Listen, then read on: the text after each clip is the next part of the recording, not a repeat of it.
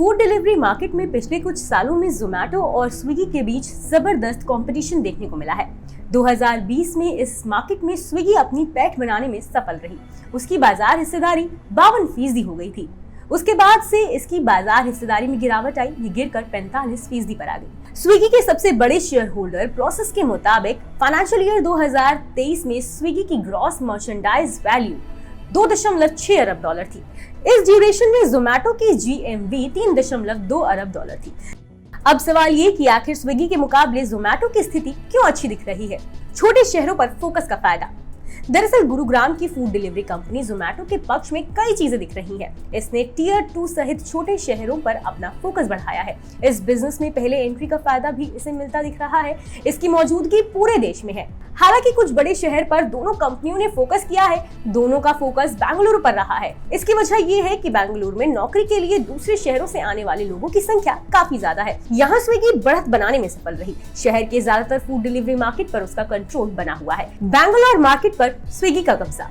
इस बारे में ज्यादा जानकारी के लिए भेजे गए ईमेल के जवाब स्विगी और जोमैटो ने नहीं दिए। इस इंडस्ट्री पर नजर रखने वाले एनालिस्ट ने कहा कि स्विगी अपने होम टाउन में मजबूत रही है। वो दूसरे शहरों में भी अपनी ताकत बढ़ाने की कोशिश कर रही है, लेकिन स्टैंडर्ड और यूनिफॉर्म अप्रोच का असर कंपनी की ग्रोथ पर पड़ा है। जिस तरह बेंगलुरु के मार्केट पर स्विगी का कब्जा रहा है, उसी तरह दिल्ली NCR में जोमैटो मजबूत स्थिति में है। जोमैटो का फोकस लोकल शहरों पर भी। मेट्रो के मुकाबले छोटे शहरों पर फोकस के मामले में जोमैटो का अप्रोच अलग रहा है। उसका मानना है कि छोटे शहरों पर दांव लगाने का फायदा जल्द नहीं मिलने वाला है।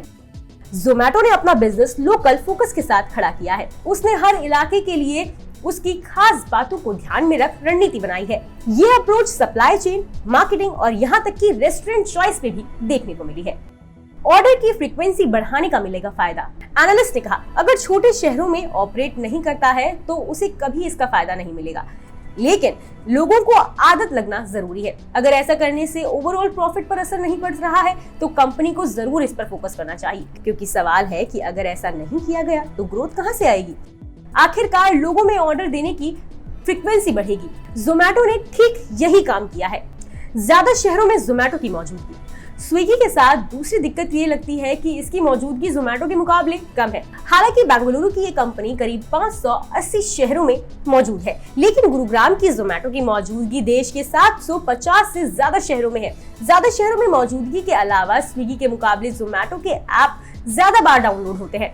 एग्जाम्पल के लिए इस साल में मई में जोमैटो को एंड्रॉइड पर 16 लाख बार डाउनलोड किया गया है। इसके मुकाबले स्विगी की डाउनलोड संख्या सिर्फ 11 लाख रही।